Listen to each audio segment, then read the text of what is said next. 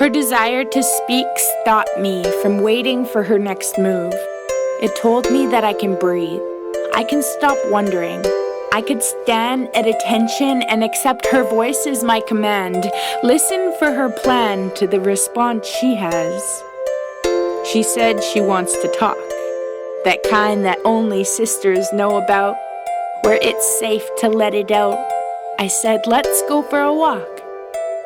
I knew it was bigger than this bedroom, bigger than my assumptions.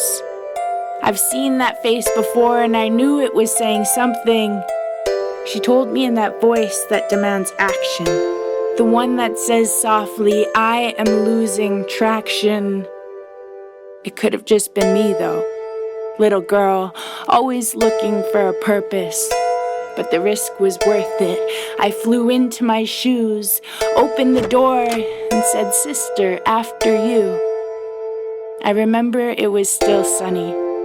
20th was filled, from Avenue B up to K and all the way up the hill.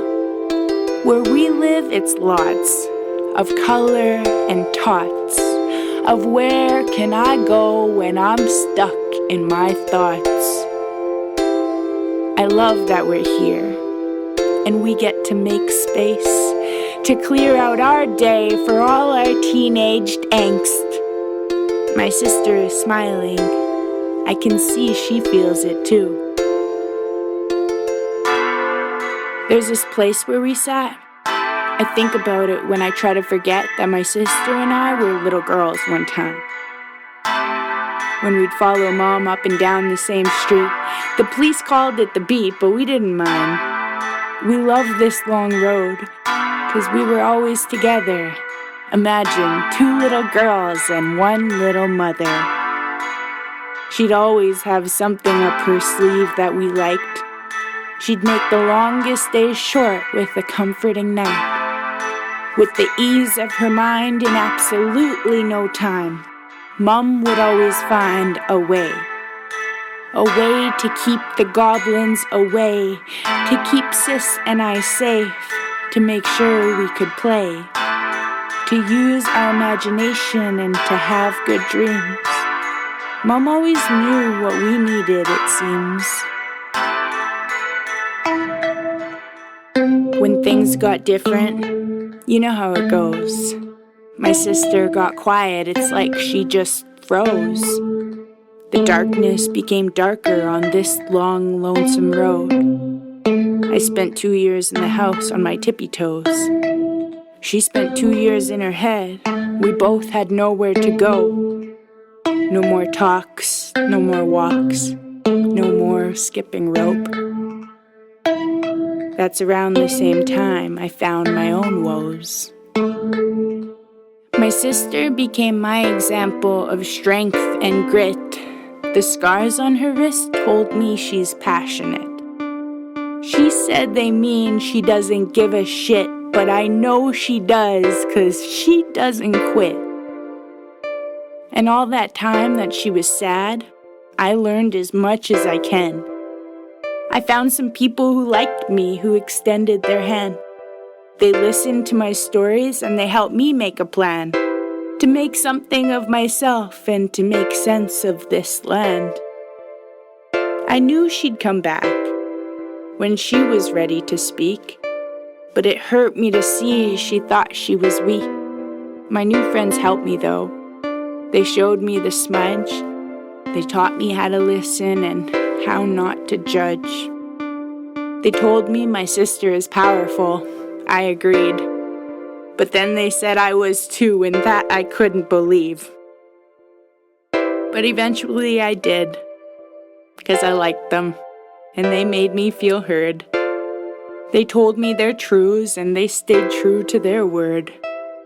They got me involved in all sorts of things that I liked. I started to take my own pictures, and even took my first flight. I learned to be a leader, and all about human rights. They taught me about depression and how it's not all our fault, that others' pain is nothing personal but a learned default. They said that when we're sad, that it mostly takes time, for all of those things to fall out of our mind, that we can't believe all the things we think in our heads, that there's a whole world of lessons to discover instead.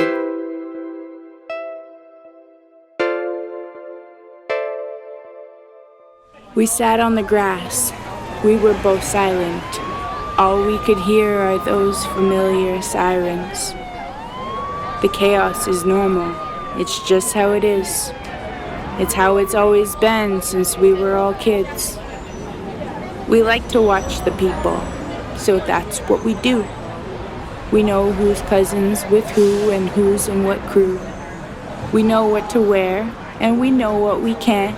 It's all part of that old 20th Street dance. Those cars that drive slow are here to watch our sisters prance. We need them to know that they don't have a chance. My sister tells me with her eyes that someone is coming. A guy is riding his bike and he's happily humming. He's got a tune for us, he tells us, as if he's already performing. I think this is our warning. We've made a new friend. He sits on the bench and wrestles his strings, and in no time at all his bad tune begins. He's cheerful, and I see my sis smile, that kind of smile that I haven't seen in a while.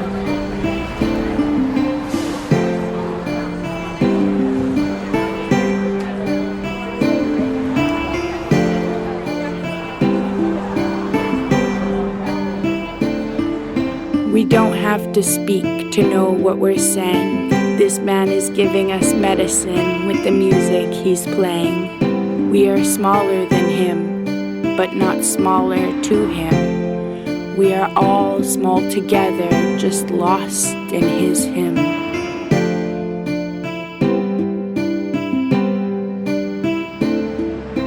There's some things that just happen, and we don't always know why. But sometimes it makes us dim our own light, like the times we lose a safe place to cry, or somewhere to turn when we just want to know why. There's some things that just happen, and you find all your might, like two little girls who stick together for life. So there's someone to call when you don't want to pretend, like everything's okay and this whole world makes sense.